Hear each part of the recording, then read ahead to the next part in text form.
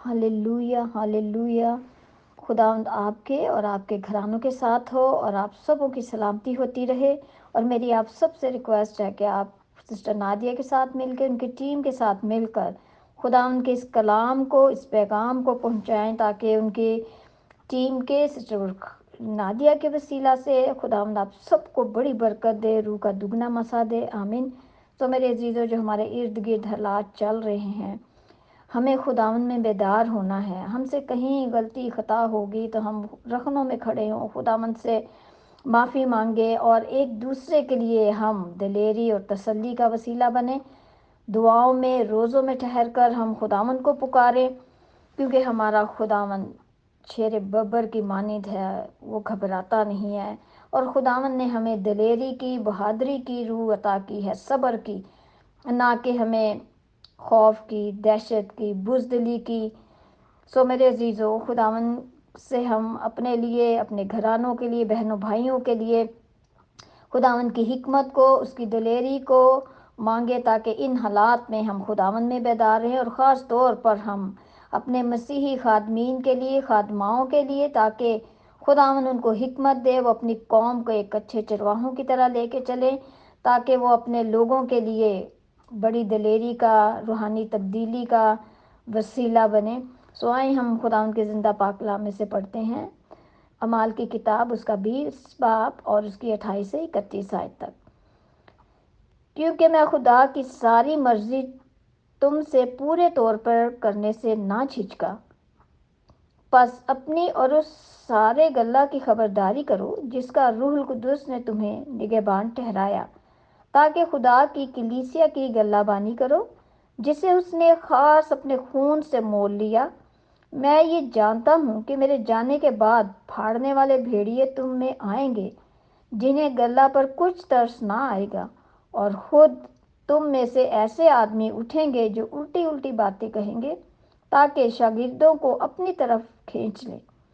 इसलिए जागते रहो और याद रखो कि मैं 3 बरस तक रात दिन आंसू बहा बहा कर एक को समझाने से बाज ना आया।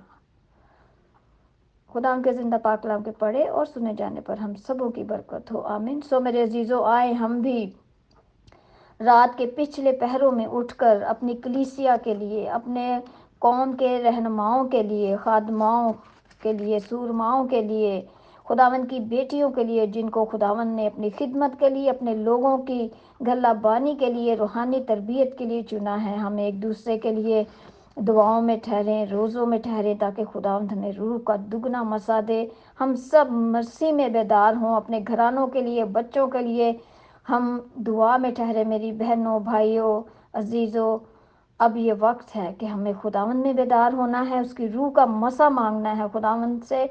और जब हम उससे, उसके रूह का मसा मांगेंगे मेरे अजीज़ों, तो खुदावंद अपने लहू से हमें सबको मसा करेगा, पाक रूह की आग से हमें हिकमत और दनाई देगा, हमारी ज़ुबानों को छुएगा। सो हम, हमारे अंदर इत्मीनान, तसल्ली, दिलेरी की रूह आएगी और हम खुदावंद में बढ़ते और तरक्की करते चले जाएंगे। सो यहाँ पर हम देखते हैं इफिसियों की किताब, उसका 4 बाब, उसकी 11 से 13 आयत तक।